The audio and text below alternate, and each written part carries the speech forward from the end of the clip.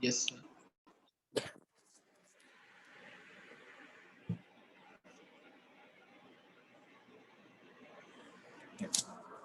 So in yesterday's class, we saw what is path difference and phase difference.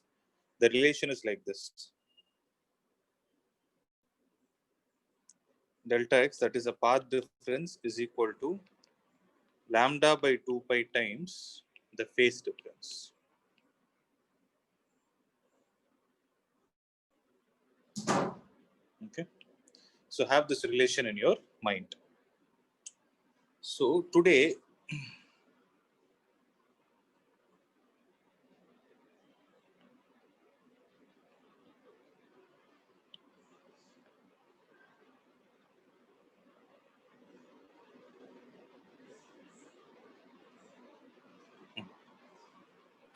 Sir, that alpha is that phase difference, sir. phi. Yes, sir, that one. Phi is phase. Phi is phase. Delta phi is phase difference. Okay, if this delta comes, it is difference. If it is only phi, it is phase. Phase means angle. Got it? Sir, then x is path and del x is path difference, sir. Del x is path difference. Lambda is wavelength. 2 pi is the angle.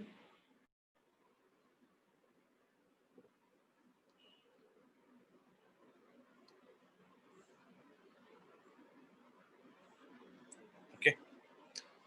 Next is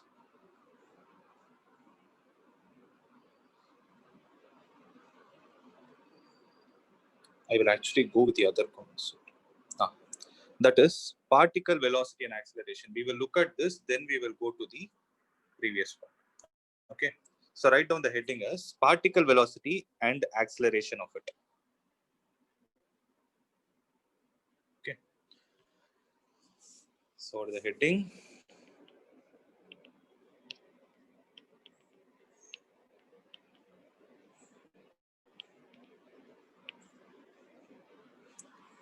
Okay.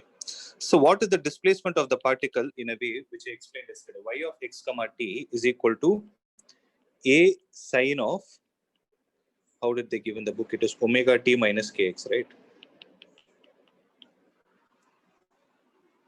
Right? So I'll go with the same thing. Y of x comma t is equal to a sine of omega t minus kx. So this is what y is what it is the displacement of the particle. It is the instantaneous displacement of particle in a wave, especially a progressive wave. In a plane progressive wave, this is what is the displacement. So if displacement is known to you, how will you find the instantaneous velocity? For instantaneous velocity, what do we do? Differentiate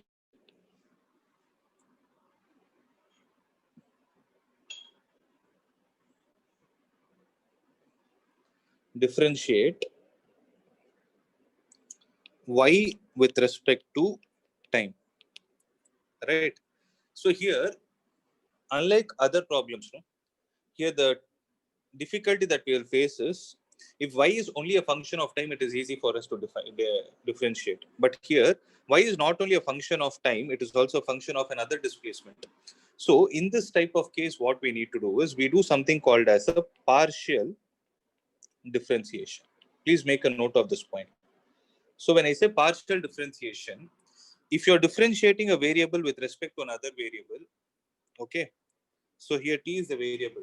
When you're differentiating y with respect to t, then in that scenario, x is taken as constant. Okay, because the other variable is x. So when you're differentiating y with respect to t, x is taken as constant. Suppose I tell you, differentiate y with respect to x. Then what are you supposed to do according to partial differentiation? You need to take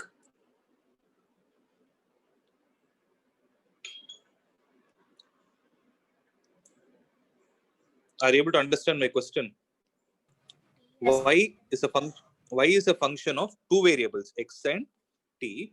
If suppose I here I told you differentiate y with respect to t, and the method I'm following is something called as partial differentiation. This is not there in your syllabus, and it is not a very big concept also. Don't worry. I'm trying to explain what is partial differentiation. Concentrate. So out of the two variables, if you're differentiating with any one of the variables, then the other one has to be kept constant. When you're differentiating y with respect to t, x is constant. Similarly, when you differentiate y with respect to x, t will be constant. Are you able to understand this? So since the name of the topic is particle velocity, my work is to find what is dy by dt. You guys tell me what is dy by dt is equal to. It is d by dt of a times sine of omega t minus kx.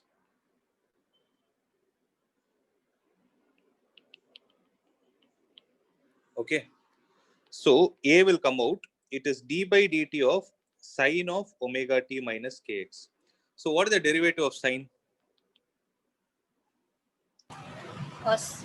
Cos. It is cos of, write the same angle, omega t minus kx into d by dt, chain rule, into d by dt of what? Omega t minus kx. Right? So it is going to be a times cos of omega t minus kx into, observe guys, if I differentiate this, what do I get? Derivative of omega t with respect to t is how much? Omega. Omega. Very good. Minus derivative of kx with respect to t is how much? Remember, k is a constant, x is a constant. Derivative of a constant with respect to time is? 0. Very good. It is 0. So, a times omega into cos of omega t minus kx is the velocity of the particle. Please make a note of this point. Let this be equation number 1.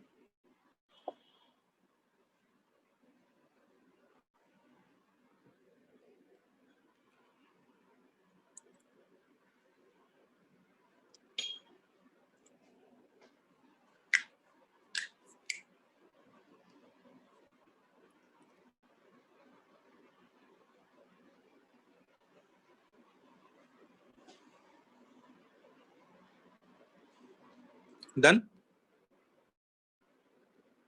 1 minute, sir. Omega t minus kx.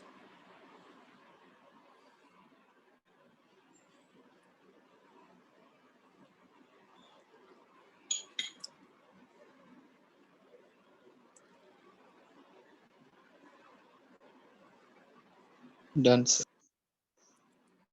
Okay. Now, again, we know that y of x comma t is equal to a times sine of k omega t minus kx.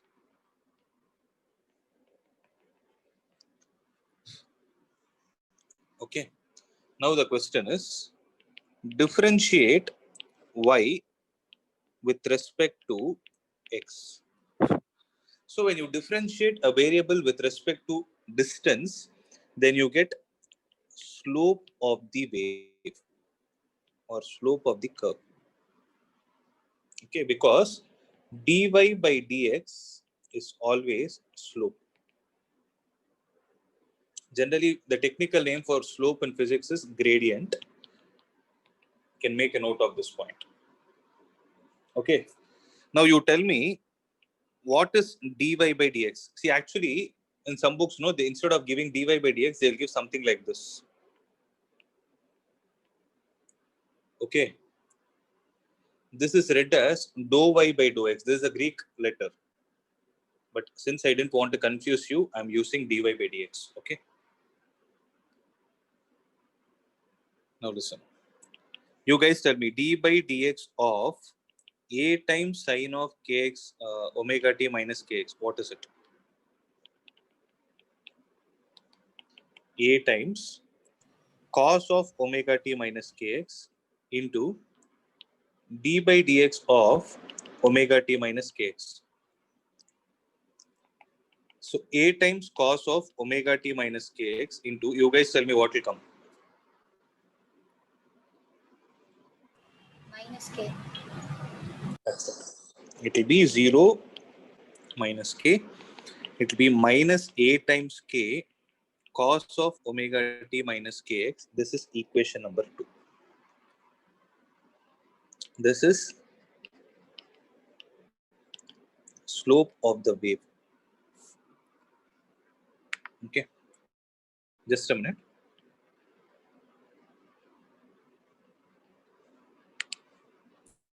Yeah. Got it? This is what is dy by dx.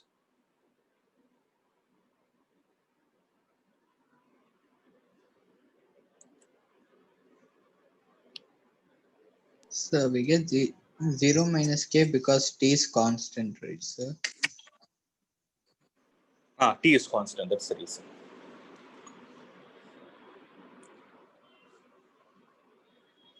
Rohan, the session is getting recorded, right? Yes, sir. Okay.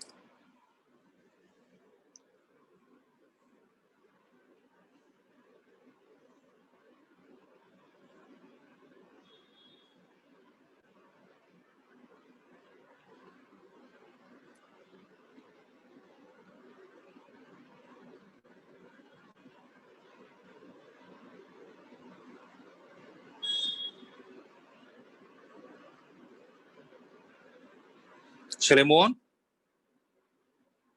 Shall I go to the next concept? Yes, sir. Now listen. So, second equation divided by the first equation implies minus a times k, or I will write it like this. Okay, wait. A small change. I'll divide the first with the second. Okay. So first with the second is nothing but velocity of particle divided by dy by dx, correct? Is equal to, there the value is a times omega cos of omega t minus kx, the whole divided by, here it is minus a times k cos of omega t minus kx. So cos of omega t minus kx, and this will get cancelled. A is also gone. So what is that you're left out with? Minus omega divided by k. Right?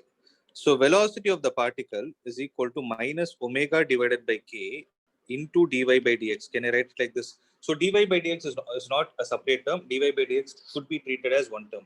Don't look at dy separately, dx separately. Is this step clear?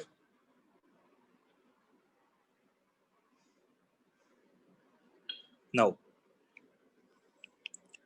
Vp stands for velocity of particle. Dy by dx stands for slope of the curve, or slope of the wave also you can say. What does this omega by k stand for? This is where we need to understand. Okay.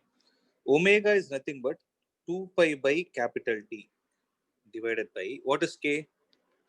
2 pi by lambda. 2 pi gets cancelled. Lambda goes to the numerator. Right. Once it goes to the numerator, then the velocity of particle is equal to minus lambda by t times slope of the curve. Okay, what is lambda by t? This we saw yesterday. No. 1 by t is frequency. Wave number, sir. No. Wave velocity. Yes, it is called wave velocity or phase velocity. So there are two velocities in the same definition. See, velocity of particle is equal to negative of wave or phase velocity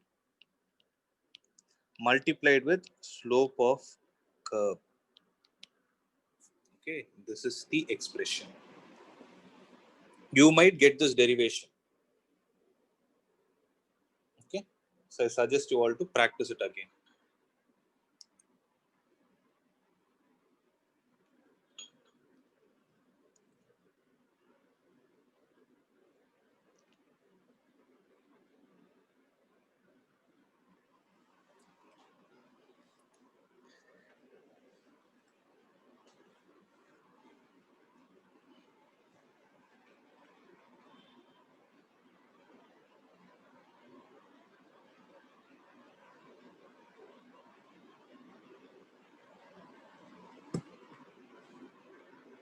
So could you show the division step? What should I show? The division step, sir.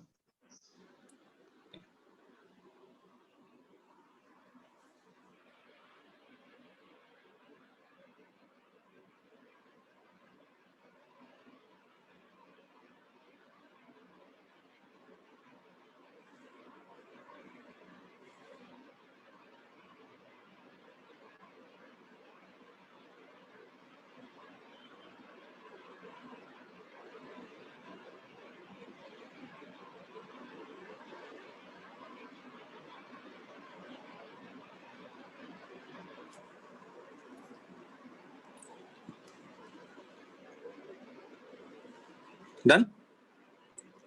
Done, So sir. this is what is particle velocity. So where have they given? See, particle velocity at a point is equal to wave velocity into slope of the displacement curve at that point. Okay. Now, what is going to be the particle acceleration? That's what we need to see. So what is particle acceleration? Let's see. Now, I have the velocity of particle as, can you tell me the equation? Minus a times omega cos of omega t minus kx. Correct? This is the velocity of the particle. Now tell me, how do I find the acceleration of the particle? For that, what do I need to do? Differentiate the velocity of the particle with respect to time. Then what is supposed to be kept constant?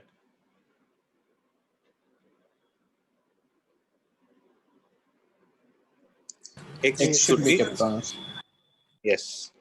So d by dt of a omega into cos of omega t minus kx.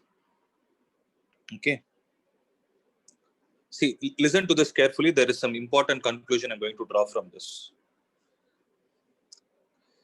A omega into d by dt of cos of omega t minus kx is going to give us what? A omega into minus sine of omega t minus kx. Correct? So this is the expression, minus omega t into d by dt of omega t minus kx. A omega into minus sine of omega t minus kx, okay, into here I will have omega. Is there any doubt till this step? Just look at this and let me know if there is any doubt.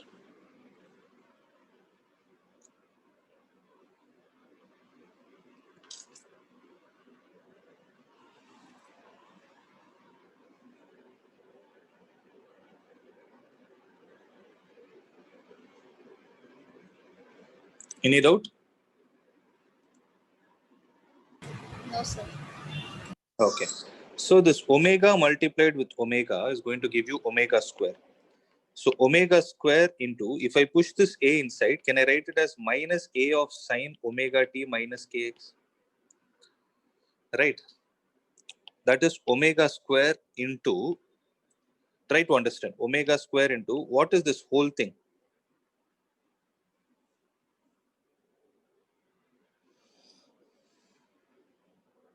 A sine omega t minus kx. What is it actually?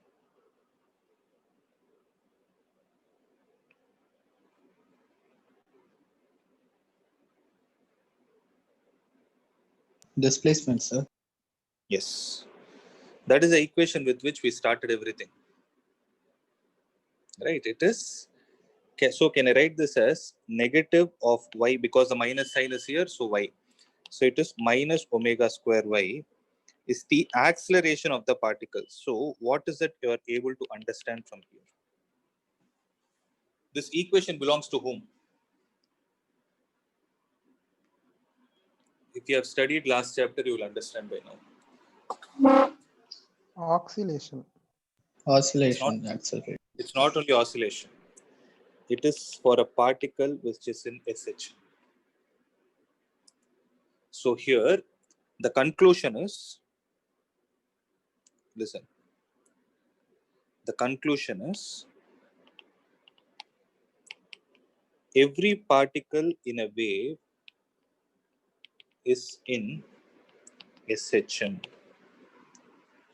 That is, look at this, no? Concentrate.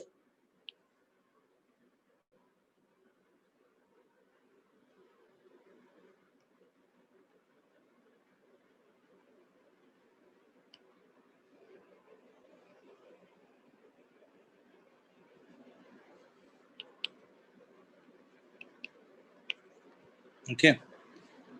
So the energy is getting transmitted. The wave is traveling in X direction. This is the direction in which wave travels. But what happens in a wave? The particles in the medium, they oscillate about their mean position. Okay. We wrote y, no, that y is nothing but this value only. That y keeps changing from place to place. That is what is called as instantaneous displacement of the particle on a wave. Are you able to understand? So the particle in the wave is in SHM, but the wave is not in SHM. Try to understand the difference, because I've seen many of them getting confused. Observe, velocity of the particle is different from wave velocity. If they put a question like this, is the wave velocity equal to particle velocity? What will your answer be? Let's say it's a true or false question. Is the wave velocity equal to particle velocity? Answer is False. False. It is false. Reason: wave velocity is equal to particle velocity is equal to wave velocity multiplied with slope of the curve at that point. Are you able to understand?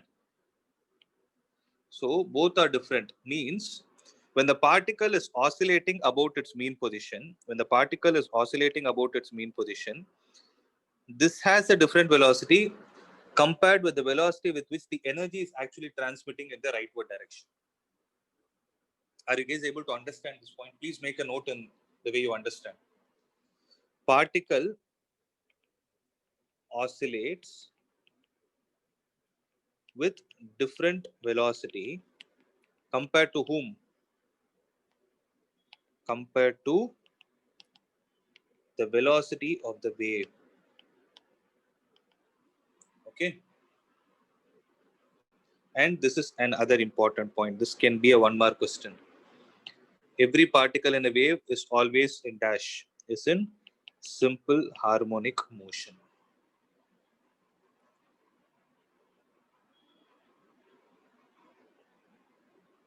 Clear?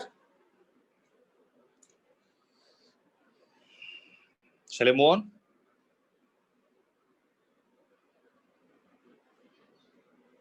Yes, sir. Now I'm going to discuss an other important concept, which is called as principle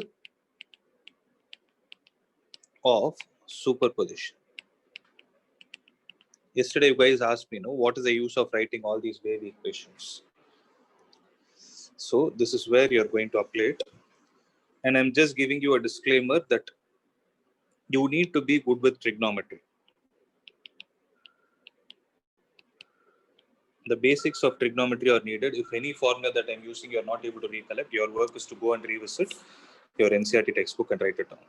Okay. Let me explain what this principle of superposition of waves mean. See, this is a very, very important topic because this concept gets repeated next year many times. But there will be a different concept. That's it. Principle of superposition is same.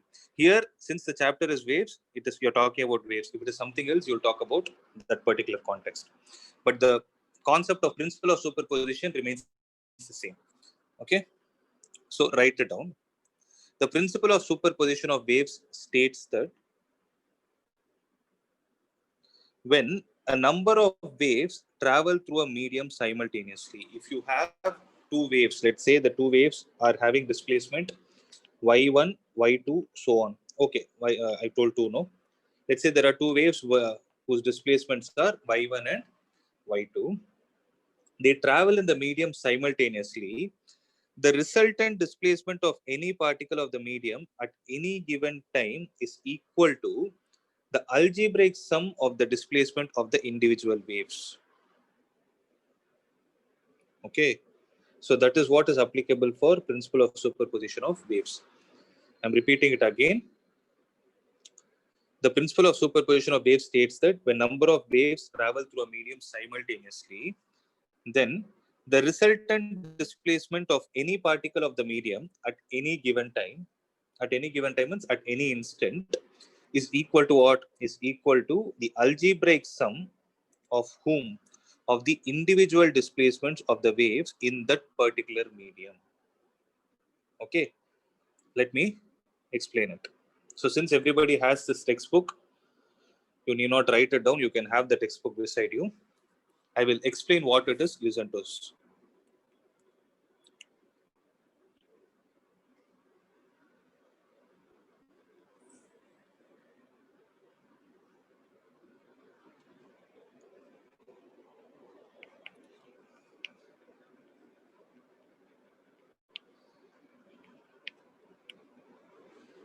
I'll explain it diagrammatically. You tell me what is the difference, okay?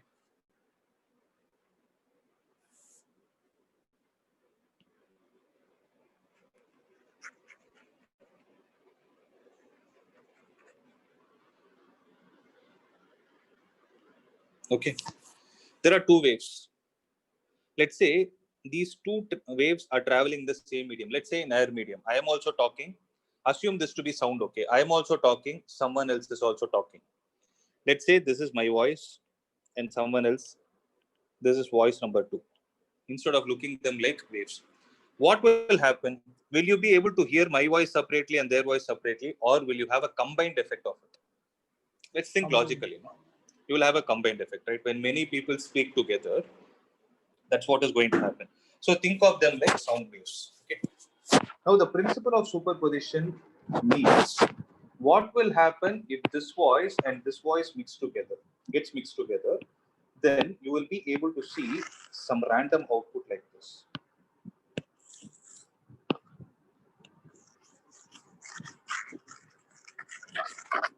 Okay.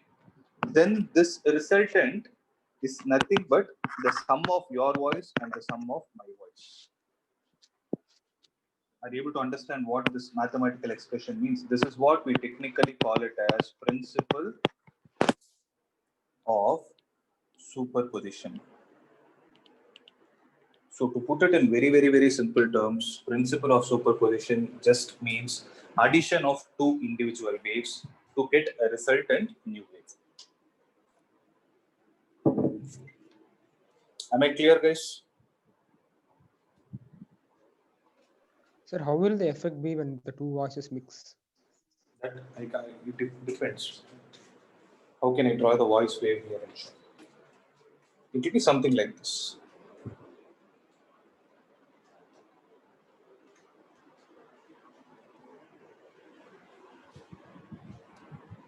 Okay. Now, what is the difference between this and this that you're able to see?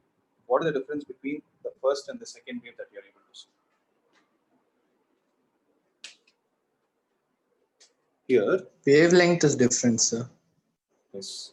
So wavelength is different, or you can say frequency is more. Here the frequency is more. Here the frequency is less.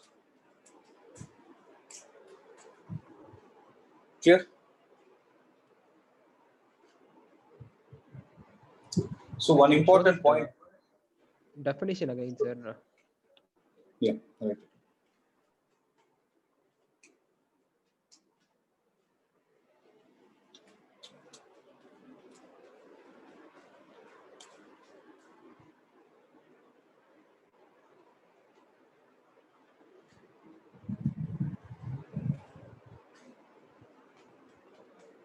Done? Thank you, sir. Yeah. Okay. So let's see what is the resultant going to be. The superposition of two waves may lead to the following three different effects. What are those effects? When two waves of the same frequency moving with the same speed in the same direction in the medium superposed on each other, they give rise to the effect called as interference of waves. Okay, so have this in your mind. These are all the technical terms, interference of waves. I'm repeating it again. When two waves which have the same frequency moving with the same speed in the same direction, if they both get superposed on each other, then the resultant effect is called as interference of those two waves. This we will not learn this year because this interference concept is important in the case of light wave. It is not important in the case of sound wave. Second, if I have two waves of same frequency moving with same speed, but instead of same direction, if I have something called as opposite direction, then they superpose on each other to produce something called as a stationary wave, or sometimes it is also called as a standing wave. There is a reason why it is called as stationary wave. Till now, the wave that we were discussing is progressive wave, means the wave was traveling. Whereas when you look at the stationary wave, no, it will appear as if it is at the same point. It is standing at a point. You will understand that because that is going to be our next concept of discussion. So wait for that, okay? So standing wave, similar. Am I clear with these 2 points? So you can explain what is superpose? What is? Superpose means the superposition, they took the word superpose. Superpose means getting added. Okay, sir. Yeah. Third, when two waves of slightly different frequency, okay, there's an important thing again. Slightly different frequency moving with the same speed in the same direction in a medium superpose on each other, then they produce something called as beats. This is not called as the musical beat. Okay, there is something else called for this. This also we will discuss, don't worry.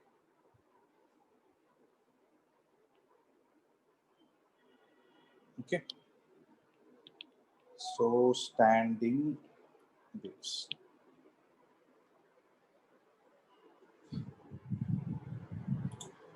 Are these three things clear? Is it? You're Yes, able to sir. grasp these terms? Yeah. 1 minute, sir, right? So, yeah. So it's there in your textbook. No, mark it in your textbook. Write it as standing wave. The other name for stationary wave is standing Okay, wave. sir. Yeah. Next. The concept is reflection of waves. Okay. So if you can just give me 2 minutes time, I'll show you a video of this. Show you a video of how exactly reflection happens. Just wait.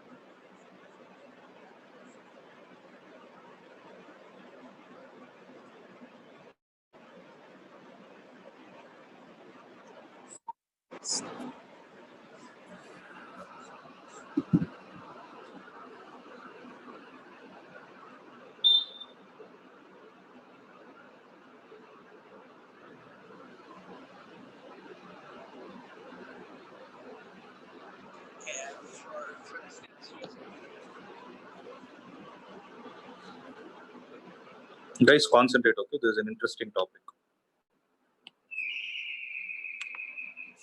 Listen. Okay, for this demonstration, See, I have my I'll just give you an introduction of what we are going to discuss. If you have your textbook open, what is the topic given? It is reflection of a wave. Okay. So what does the second point of superposition, principle of superposition tell us? When there is a wave which is traveling with dash frequency, what should be the frequency? When a wave is traveling with same frequency, in which direction? Same direction, sir. No. opposite direction. If they should same speed in opposite direction, same frequency, same speed and opposite direction, then they give rise to something called as standing or a stationary wave. if there is a wave that there are two waves that have to travel in opposite direction, if you are able to create them with the help of something called as reflection. So what do you mean by reflection, guys? Reflection is nothing but, when I say reflection of light, what does it mean? Bouncing back of rays of light. Yes, it is bouncing back of beam of light when it hits the surface, right? So similarly here we are going to see, instead of light, we are just calling it as a wave, the reflection of a wave. So what they are doing is, Assistant part. they have a rope in their hand. You're able to see. See, both of them are holding at both the ends, and they are going to create a disturbance in it. When they create a disturbance, what is going to get formed? There will be a wave, right? So the disturbance will be created in such a way that one person will create the disturbance, the other person will be stationary. Observe it. Not like both are going to create the disturbance. Then it will become a, then you cannot figure out what is going to happen. Now, left side person will be creating the disturbance. See what is going to happen. Parker, smile at your admiring audience. And we will be bending waves. Here's a, that is transverse Listen. waves. Here's a traveling wave. What I'm are you able to starting see? the wave by creating a disturbance here with my hand that is perpendicular to the direction of propagation of the wave. Are you able to visualize? So what he told is, when he is moving his hand downwards, no, left person, when he is moving it downwards, the disturbance is created in which direction? Tell me in terms of y and x.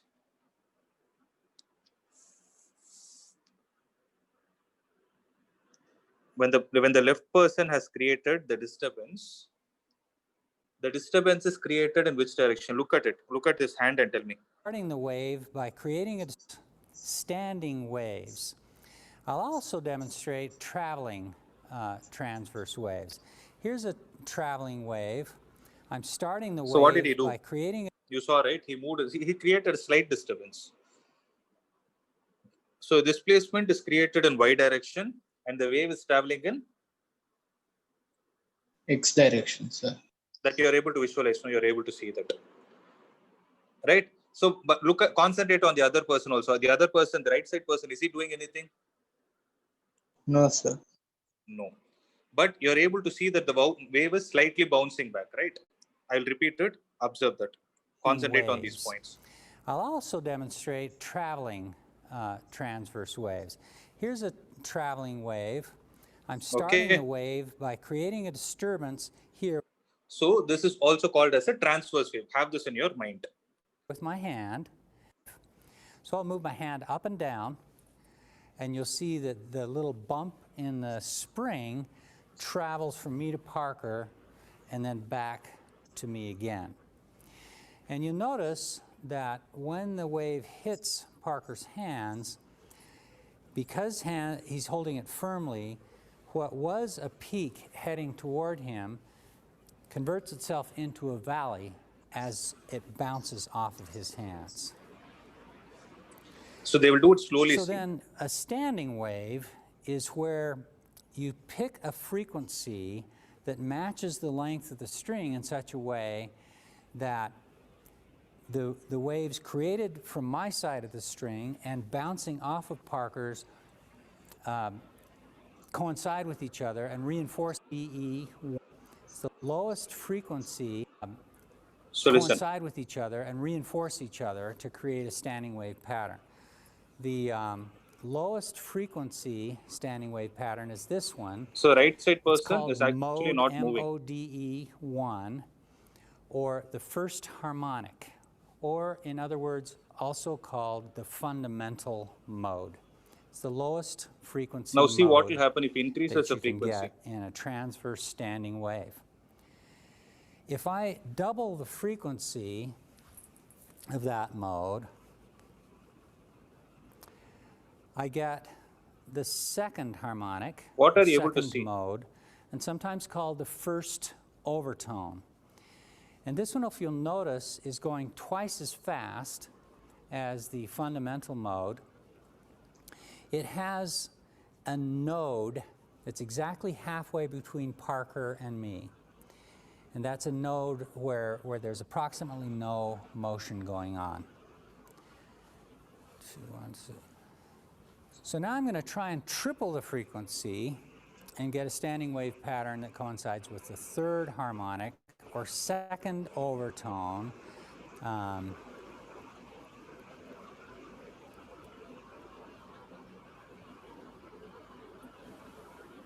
Try again.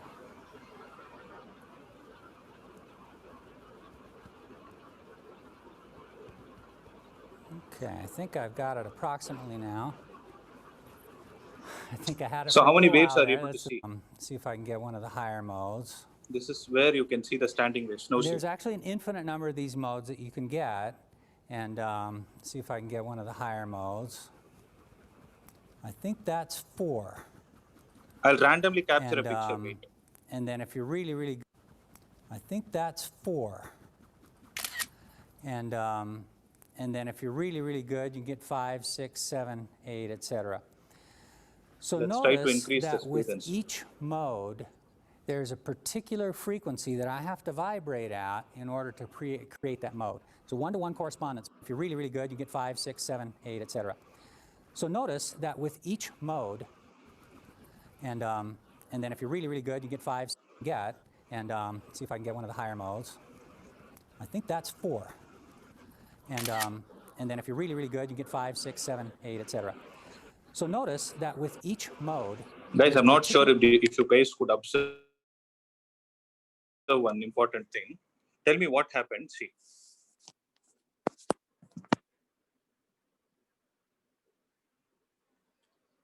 The person on the left-hand side, he created a disturbance, right?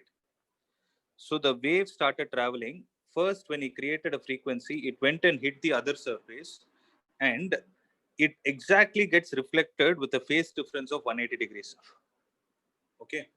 So what will happen is, if you see it fast, no, you will see something like this, in such a way that one portion will be thick and the other portion will be thin, because there is only one rope, no?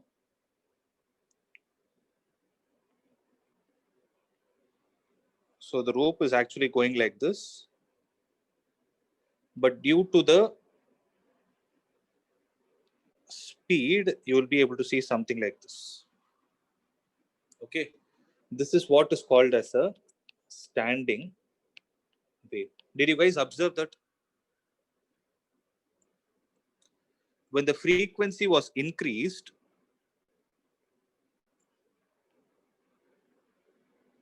there will be something like this. Okay, I'll do one thing. If you're not able, if you couldn't visualize from there, I'll show you another simple video. Wait.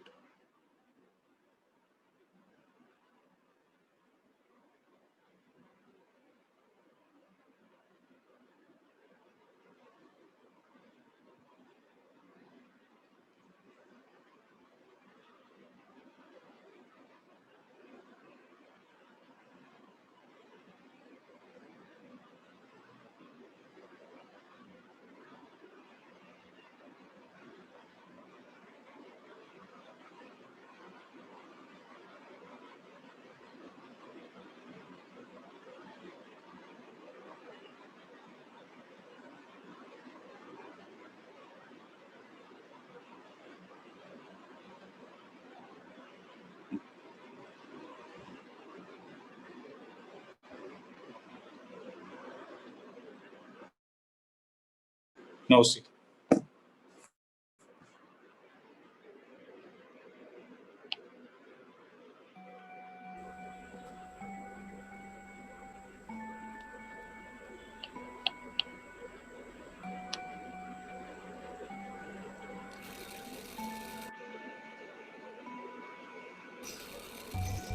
So, are you able to see this? Now see. He's actually vibrating on the left-hand side using a machine that's called a frequency oscillator. He's holding it tight.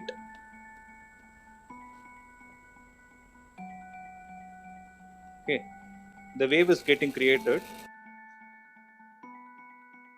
Are you able to see?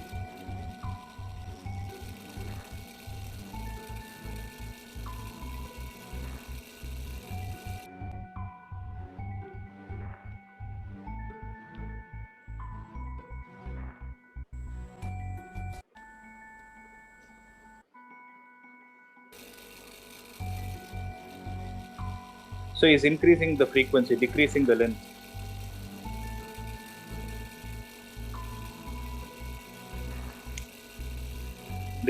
Is it clear or not? Response. Clear, sir. No? I'm trying to show something, you people are not. Is it clear? Clear, sir. Okay. So our work is to find out what is the mathematical reason behind it. Actually, there is only one rope, right?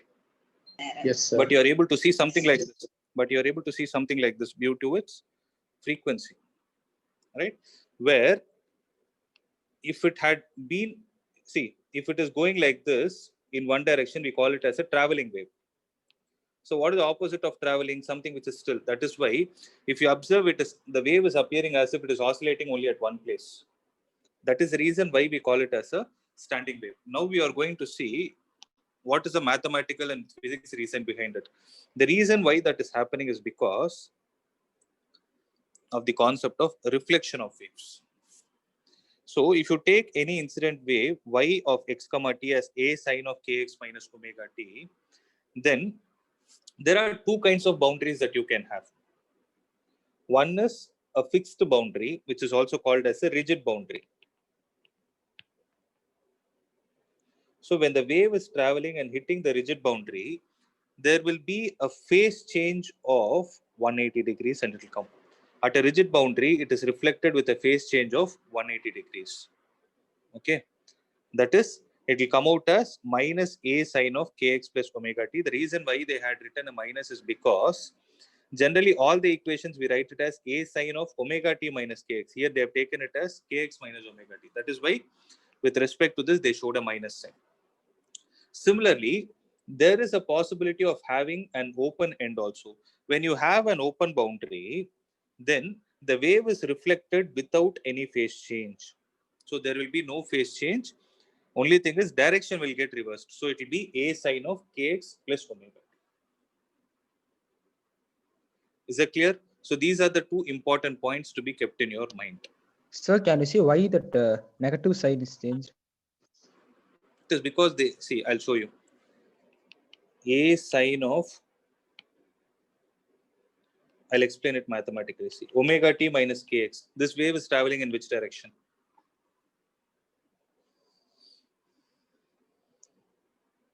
Yesterday I told you negative sign indicates what? Wave is positive x-axis. X direction. It is traveling in positive x direction. A sine of kx plus omega t is traveling in negative x direction. I hope this point is clear. Correct? Yes, sir. Yes, sir. Now, what is the point they're saying? At rigid boundary, it is reflected with a phase change of 180. Means to this wave which was traveling to the right, when it gets reflected, it will be a sine of 1 minute. It will be a sine of omega t plus kx plus how much will be the change of angle? It will be pi radians. Correct? Yes, sir. That is what they told. No, there is a phase change of 180. What is the difference between the reflected wave and the transmitting wave? If you subtract the phase and see, how much will you get? There will be a difference of pi radians. Correct?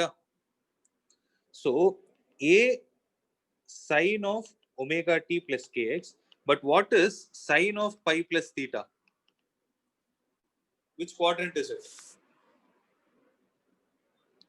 It is third quadrant. So you will get it as minus sine theta. That is the reason why there is a minus. Are you clear? Yes, sir. Okay.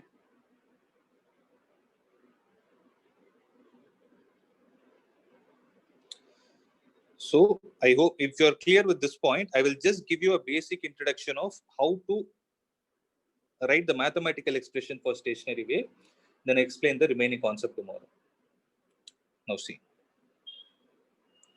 So when is a stationary wave formed? When two identical waves traveling in opposite direction along the straight line interfere. The superposition of these two waves will give rise to a stationary wave. Formation of a stationary wave is possible only in a bounded medium. This is an important point. Keep it in your mind. So the medium should be bounded. Now listen.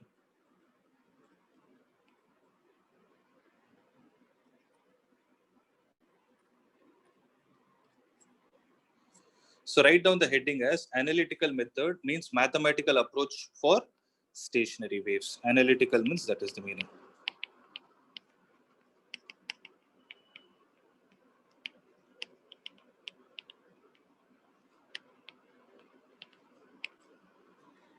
Okay. Now listen. Y is equal to,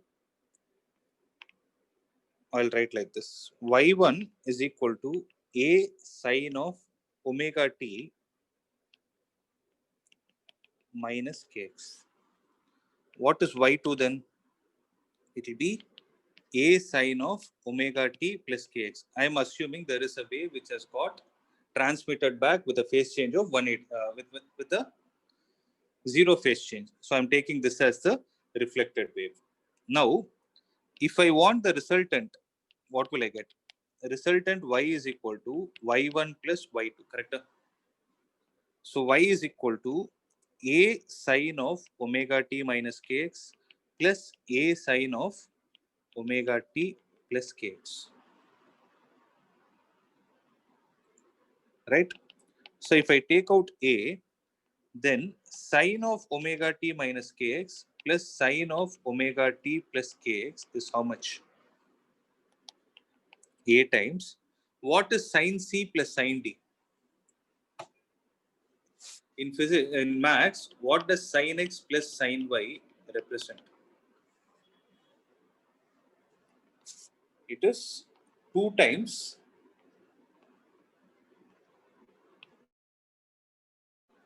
sine of, it is 2 sine of x plus y by 2 cos of x minus y by 2.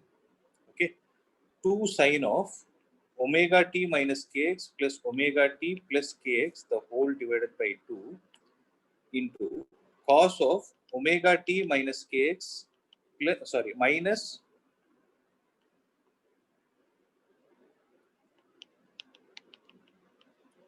the whole divided by 2. Okay, so minus, this will get cancelled. 2 times A sine of 2 omega t by 2 is omega t, cos of minus 2 kx by 2 is minus kx, right? But what is cos of minus theta? It is cos theta. So 2a times cos kx into sine omega t is the resultant displacement of a standing wave. This equation is the equation of a standing wave. How to analyze this and how to take the remaining data from this I will explain tomorrow. Till then, you have to revise this or else you are not going to understand. Sir, can you once again explain how the negative sign is removed Which negative sign? from kx? Where? This one. In the last before step, yes, sir. Cos of minus theta is equal to cos theta. Because it is fourth quadrant. Minus kx came because minus kx is minus 2kx. Divided by 2 is minus kx. Okay, sir. So it will be cos kx. So I combined 2a with cos kx and I wrote sine omega t separately. This is the equation of a standing wave. Okay.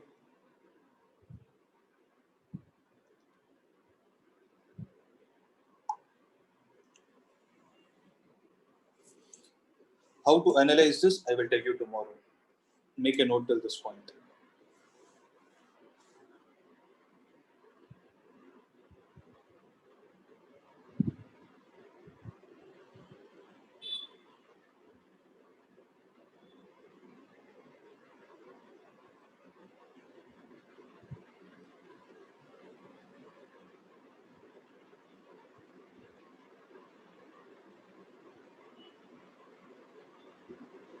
Okay. I hope you're done. Just give me a minute. So this was for standing wave, right? Yeah, this is the equation of a standing wave. Okay, sir.